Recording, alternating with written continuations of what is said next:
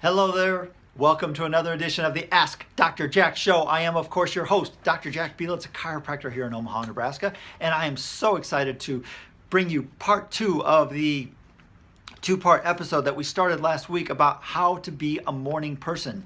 We talked last week that it's a really awesome thing to do that if you are a night owl type person.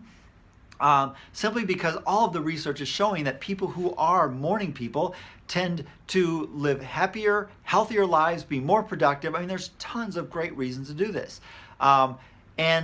So it's very possible to do this. I did it myself, and I didn't have these guides to do it. If I would have had these guides, it would have made it so much easier. So I'm very excited to bring these to you. Let's go over really just briefly the first 5 that we talked about last week and bring you up to speed. And then if you want more information and maybe you lost last week's email, call the office at 402-333-4848 and we can email it out to you so that you have a little bit more information, because we're just going to briefly talk about them. But the first thing, self-talk. How important it was for you to say, I'm a morning person, and change that whole thing so that you can get excited about being a morning person and getting up early in the morning and being productive. Second thing is to write down the benefits. You have to have your why. You have to know why you're doing this. We talked about that plane trip to Hawaii. It's easy to get up when you're going to go to Hawaii at 5:30 the next morning. Set the alarm at 4, no big deal, right?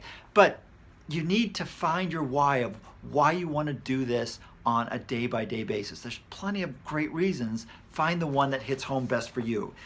Third thing, commit to doing this. Don't just try. Using the word try gives you permission to fail. So commit to doing it and actually get the thing done. Fourth thing, wake up with your alarm and don't hit snooze. When you hit snooze, it makes it harder and harder to get up each time that you hit the snooze button. So put your alarm clock across the room. When it goes off, sit up, put your feet on the floor, go turn it off, and start your day.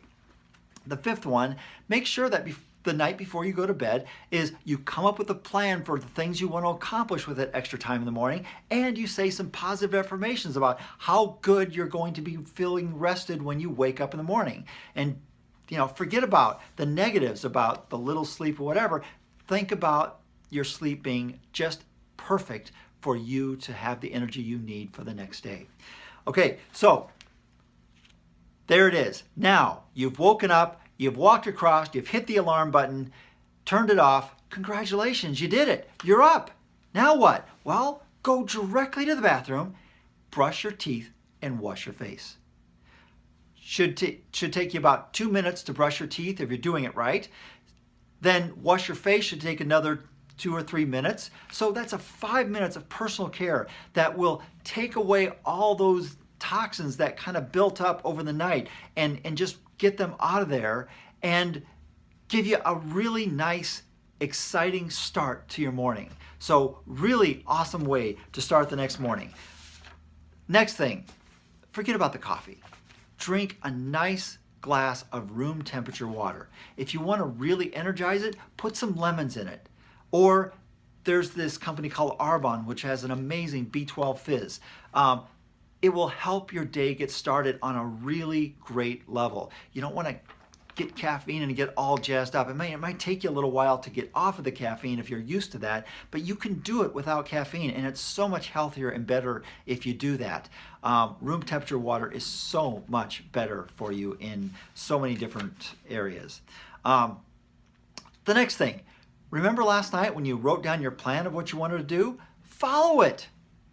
All right, so when you're up, after you've got your teeth brushed and your face washed, do your meditation, do your exercise workout, start on the little work activities that you wanted to get done. Whatever it does, that feeling of accomplishment, that feeling of success is going to be so great when you get through that extra time, and you'll feel so much better about where you are when you go to start your normal day. So follow through on your plan is really important.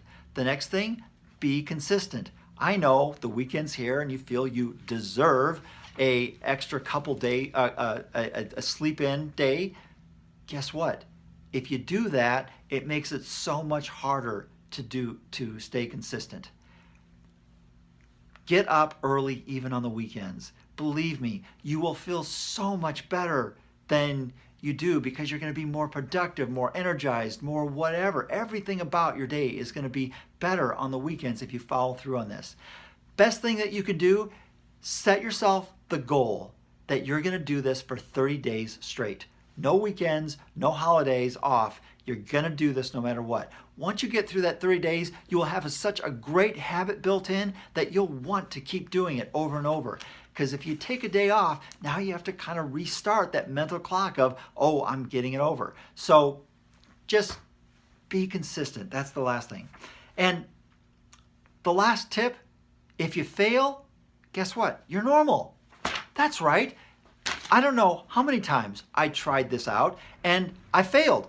It might have taken a couple of days. One time it took a couple of weeks. One time I was even doing it for a month or two and I just stopped doing it. So don't worry if that's what happens to you. Set back, recenter yourself, get your why going, because it's probably the why that's causing you the problems, and get started again. Now, if it isn't the why, there is a possibility that you might have a problem with your thyroid or your adrenal system.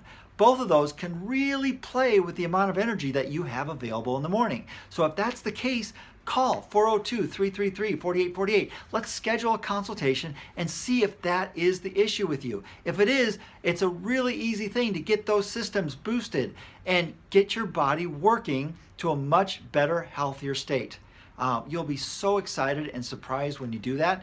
And I gotta tell you, I've been doing it now for quite a while and it has made wonders in my life. So that's it for this episode of the Ask Dr. Jack Show. If you have any questions that you'd like us to research and look out for you, please email me at AskDrJackB, that's BEE @gmail.com, or call me up, 402-333-4848, or better yet, walk into the office and ask me yourself.